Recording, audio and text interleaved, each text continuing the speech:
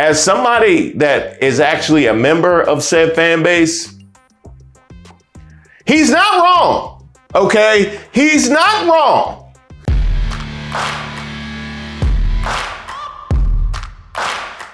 Welcome to Racist of the Week, where we expose the stupidity and hypocrisy of discrimination in hopes we can build a more perfect union. And also, laugh. As usual, I would like to thank today's sponsor, Racism. And don't forget to like and subscribe to the page, and definitely leave me any possible suggestions for nominees in the comments. Today's nominee, Jerry Jones and the NFL.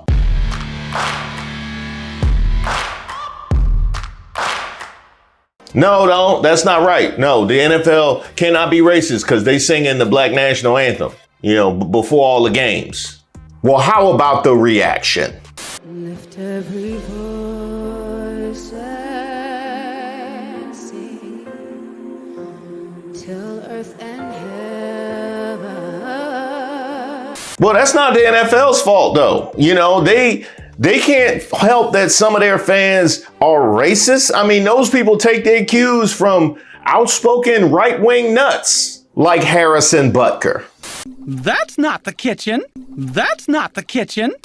Speaking of which, the NFL just showed how accepting they are to all different kinds of points of view and understanding of players using their platform to spread their message. Conveniently after we as a country have normalized open racism, misogyny, and homophobia.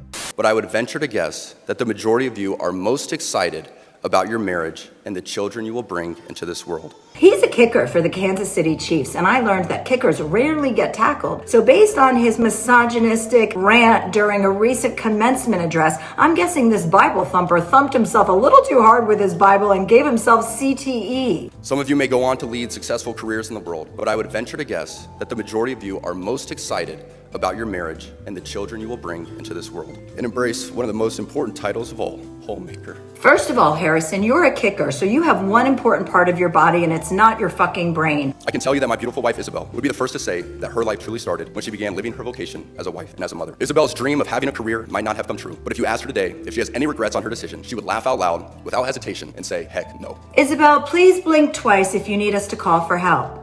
But the real kicker is that Harrison Butker's mother is a renowned physicist who has a degree in chemistry and a master's in medical physics. So, who paid for all those youth athletic team fees and uniform fees and equipment fees when Harrison was a kid so he could grow up to have a career making millions of dollars for fucking kicking things? My guess is a working woman.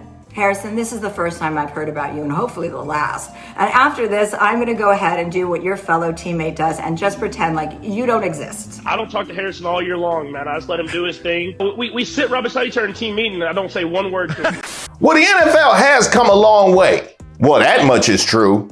I mean, Marlon Briscoe, the first black starting quarterback in the Super Bowl era, wasn't quarterbacky and setting multiple records at the University of Nebraska, Omaha. So the Denver Broncos put him at cornerback. That's right, they put my man on defense. So wasn't no water boy positions that was available. They didn't want him to seat people at Mile High Stadium. Put him at cornerback. After throwing for 14 touchdowns and only 5 starts and rescuing the team in the process, it had to get to that point for them to even give him an opportunity. And by the way, those are franchise rookie records.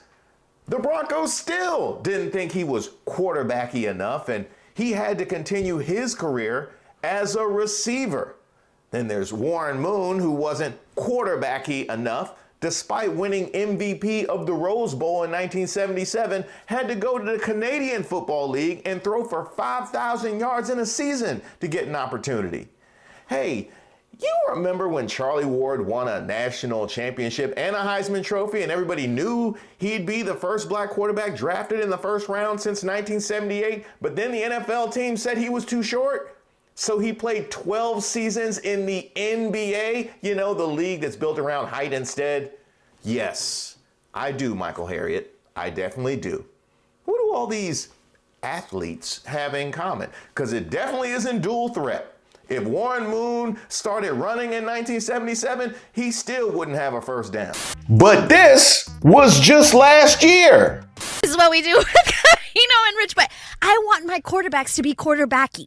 And to me, Lamar Jackson's just a great athlete, and he's done a really good job, and he had a great game against the 49ers. Prisoners of the moment. He is not the MVP. Hell, that video could have been an hour long. I'm a football fan here in DC, where the founder of the team that used to be the Redskins, which is a convenient place to start, by the way, George Preston Marshall, was so racist, his name had to be pulled from all official team material, as well as his name from the stadium's Ring of Fame, from the team that he founded. Marshall was an avowed segregationist and the last NFL owner to allow black players on the team. Yeah, a football team. He did so only in 1962 after President Kennedy's administration threatened to evict the team from playing in the stadium, which was built on federal property. So if you're scoring at home, he was willing to lose the team in order to keep a football team all white. That is some championship level racism right there. That's Super Bowl level racism. Even when Marshall died in 1969, his will stated that none of his estate was to go to any institution that backed school integration. He was racist from the grave, and his racism even outlived him. Fight for Old Dixie was in the fight song that I sang as a kid. Which brings us to current day, the team that is now the Commanders, which remains trash. I know eventually they'll get rid of it, but I mean, how you expect us to get excited for the football team only to come to the table and realize that we are still the Commanders?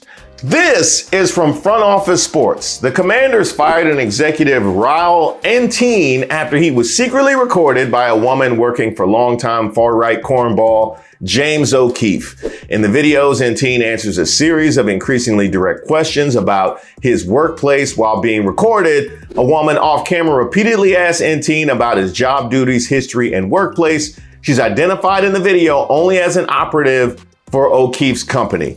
The video advertises O'Keefe's American Swiper campaign to hire people to use dating apps to entrap and record unwitting subjects. And by unwitting subjects, we mean people that use dating apps, for dating. That is the world that we're in right now. If it's not somebody getting you to support somebody politically, if it's not somebody trying to fill out their kickball team, it's somebody working for James O'Keefe. Thank you for making the world a far worse place and making me extremely grateful to be married. I will say that, extremely grateful. Who knows what videos they'd have got of me back in the day. Now, if you're thinking that these have to be the worst people on the internet, you would be right. For years, O'Keefe produced similar videos of liberals and Democratic operatives for Project Veritas until he was fired in 2023 after the organization's board said he spent an excessive amount of donor funds in the last 3 years on personal luxuries. Last year, the Westchester, New York district attorney said it was criminally investigating O'Keefe. At the time, his lawyer said the investigation stemmed from disgruntled former employees of Project Veritas who had a problem with their CEO using too many car services to pay for fundraising efforts, which paid their salaries. The car services paid their salaries. Now, as for what he actually said, the video showed Enteen, the team's VP of content, insulting, quote, mouth-breathing fans, racist owners, and homophobic players. Quote, most of the fans, I would say, are high school educated alcoholics, adding that they are mouth breathers. Now, as somebody that is actually a member of said fan base, he's not wrong. Okay, he's not wrong. All right, he's not. He is accurate. You just can't say that as a representative of the team. Once it's out there, you can't pull that one back. Now, though O'Keefe has an extensive history of selectively editing videos or outright doctoring them, the Commanders distanced themselves from Enteen in a statement on Wednesday. Quote, the language used in the video runs counter to our values at the Commanders organization. We have suspended the employee pending an internal investigation and will reserve further comment at this time. He was later fired. Enteen's LinkedIn page says he was hired by Washington as Senior Director of Content in 2020 before current owner Josh Harris purchased the team after working for the XFL and the New York Jets. Well, there it is right there. I mean, this is some XFL New York Jets stuff. Not to mention he was a Dan Snyder hire. You can't expect a Dan Snyder hire to operate in any other way. Now, he locked his social media accounts after the publication of the video, did not immediately respond to a request for comment. The videos show Enteen calling NFL Commissioner Roger Goodell a $50 million puppet and saying Cowboys owner Jerry Jones is the true commissioner. Enteen appears cynical about the league's performative social justice initiatives and said Jones, quote, hates gay people and black people. What? Jerry Jones hates black people. Not the Jerry Jones who was identified with a mob opposing the integration of schools. Not that Jerry Jones. Not the Jerry Jones who called Trump the hardest worker he's ever seen. I am shocked. As for him calling the NFL's social justice efforts performative, to object to that, you would have to think that these owners have had a come to Jesus moment and completely reconstructed who they are on the inside in the course of the last few years, while also maintaining little to no progress when it comes to integrating their upper offices and their upper management. Yeah. Now, is that good or is that bad? Well, I will say this. Performative gestures in and of themselves aren't bad per se. You would have to say, oh, well, is it better if they were just like openly hostile and like openly racist, as opposed to letting them sing the Black National Anthem and riling up all of MAGA? And that is a fair point.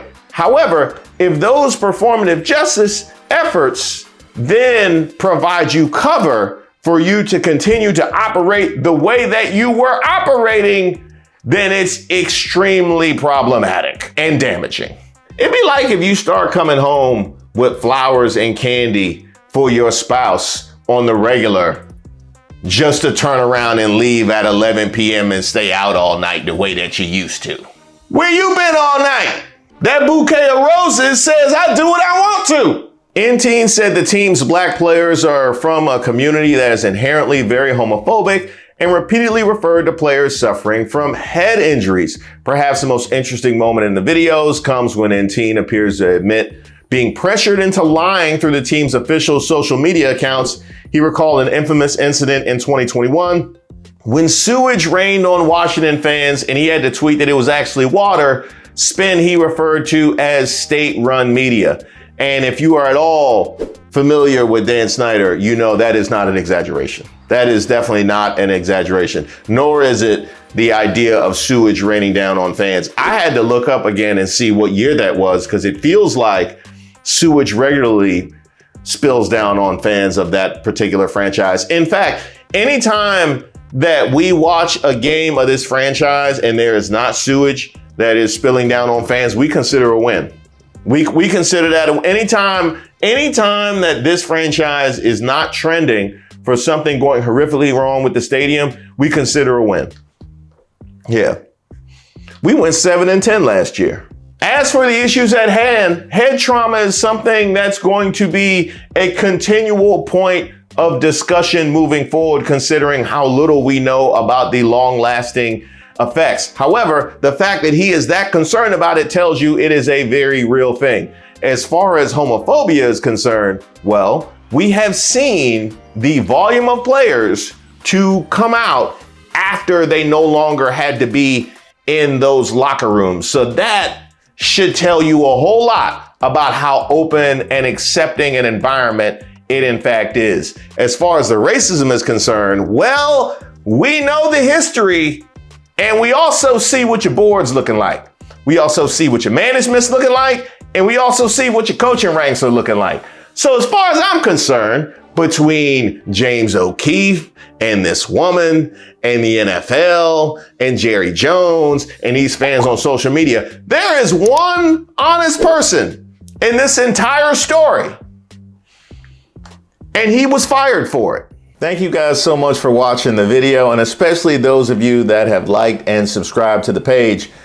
Did y'all know I had a website? I know, it's so kind of old-fashioned these days. Yes, I have a website, reesewaters.com. There you'll find my most recent work, but also my past work if you want to know a little bit more about me. You'll also find a portal where you could sign up for my newsletter. You could also sign up by sending me an email at reese@reesewaters.com. Where you could also send me any suggestions for ideas, something I need to take a look at, or you just want to say hello. And by the way, if you go to the website now, you'll find a little something special. That's right, we got merch. There's mugs there, there's t-shirts there, there's hats there, repping street politics, troubled waters, and of course, racists of the week. Where would we be without racists of the week? I don't know that I would have any content.